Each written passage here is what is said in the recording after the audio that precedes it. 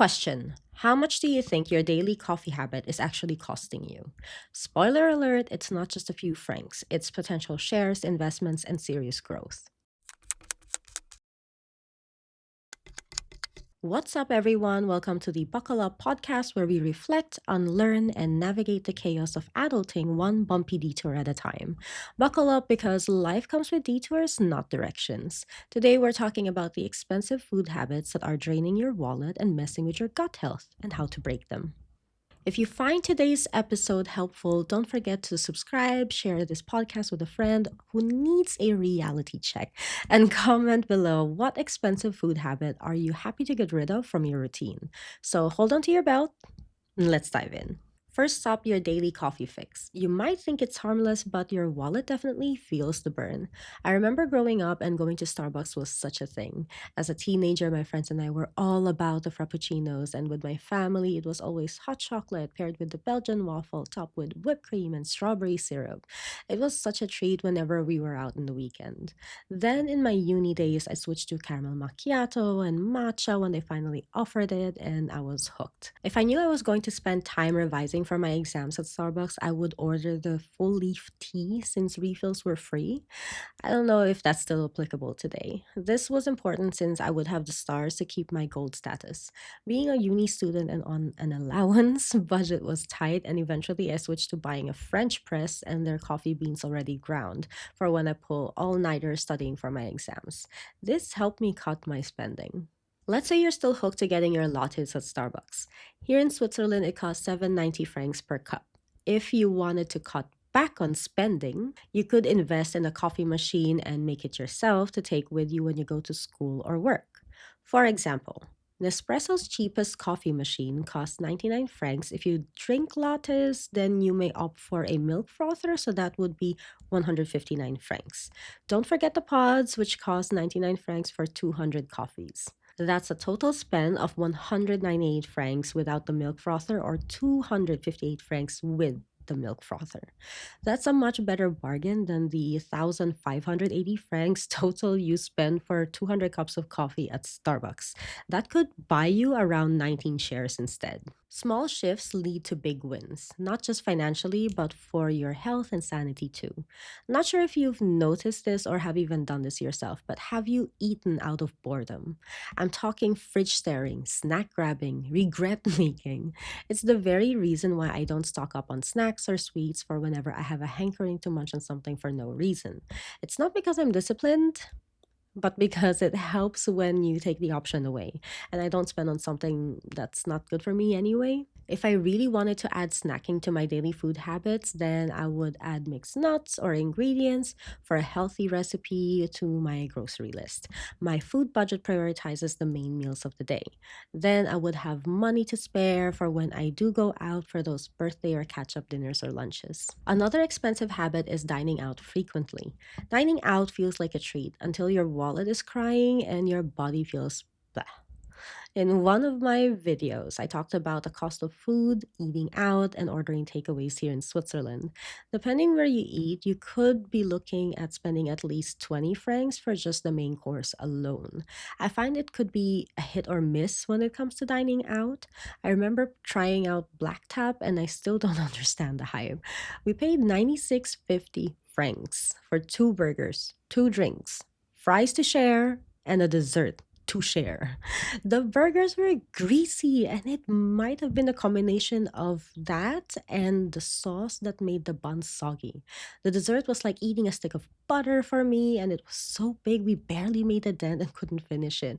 What a waste. It was such a disappointment that I didn't see the value for the price they were charging for. I could have gone to Popeyes instead and paid 25 francs for the box and be happy with it. The bottom line is eating out regularly comes at a high cost, perhaps questionable quality or even hidden unhealthy ingredients. You're better off buying food at the grocery, cooking at home so you know exactly what you're consuming, and you can either save the money you don't waste or spend it on something else. I know I keep saying this, but it's so easy to get caught up in our personal lives that we start to opt for convenience even though we know it will come back to haunt us. That's the takeaway trap for you, especially here where fast food isn't necessarily so fast nor cheap. I mentioned in one of my videos that the cheap option to order is a kebab because it will be under 20 francs. And don't get me wrong, I like kebabs. And we have our favorite place that we order from simply because you can taste it in the quality, in the meat, and the wrap, and it travels well. But that's just it. Not all foods travel well or prepared in such a way that it tastes super good when it arrives at your doorstep. Let's look at what Redditors from Switzerland have to say about it. So this one says, the problem isn't that people wouldn't afford to go to a restaurant. For me, the problem is the price ratio between a home cooked meal and a meal in a restaurant. Grocery store prices aren't that expensive here, but restaurant prices can be easily double compared to many Western countries. So for me, going to a grocery store and buying high quality ingredients is often a much better deal than in many other countries. So I somewhat agree to this comment just because, yes, you can afford the grocery prices here in Switzerland and the quality is actually really good. So it's not something that you could easily compare.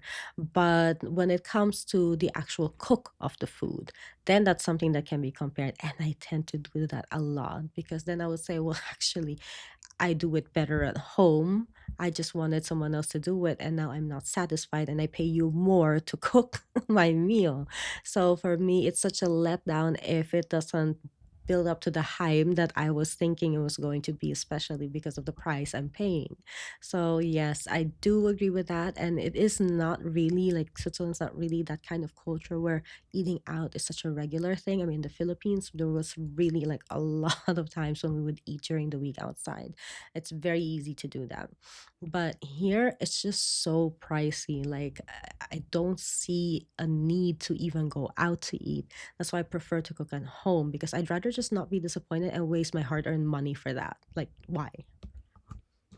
All right, let's look at another comment. This one.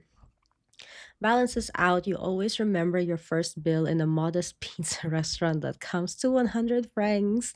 Oh my goodness, yes. That's one of those things where I like, why am I paying 100 for, at least for me, it's two pizzas, okay? When we go to a restaurant, let's say a pizzeria, and it will cost about maybe 20 francs, 25 or something like that. And yeah, sure, that's already like the cheapest option. It's almost the same price as when you would order a takeaway. But is it worth it? I mean, I don't mind paying it because I won't make the pizza like that at home. So for me, that's fine. But if it's like pasta and it's such a common thing here as well, where people would order as well pasta, then you're like, why am I paying 20 bucks for that? I can do it at home. It's very quick, it's very easy. Maybe you don't have the ingredients, I don't know, and you're too lazy to go to the grocery for that. I mean, either you're on your way home or you're home the whole day because you're working from home. Mm. But no, I mean, is it really worth it? There's like one restaurant where it's always worth it to eat pizza there, and it's called Samigo, and you can taste it in the crust. The toppings are really on point, and it's just like, there was one time it was too greasy, but that was a one-off for me because most of the other times it was perfect. So yeah, it really depends where you go, and it's hard to find these places as well because so many people hype something like Black Tap that I mentioned earlier. That was such a hype, and when we tried it, bleh, sorry, but no. Mm-mm. All right, let's look at one more. For me, the issue is the food is just okay. I don't mind the price so much, but I do mind how tasty it is. Food in Switzerland is mediocre. Well, I mean, you could get tired of cheese, but I don't get tired of cheese. A lot of the dishes I like do come with cheese, but also Schweinshaxe, it reminds me of crispy pata in the Philippines, and these are so delicious. But yeah, I mean, I feel like there's a bit of shyness when it comes to seasoning, and it could be better, but that's how I do it at home. I add more flavors to the recipes at home. So I do make Swiss dishes, and it's quite easy to make, at least for the ones that I do at home. But I add my own twist to it. I add like, maybe muscatnuss or something. I don't know.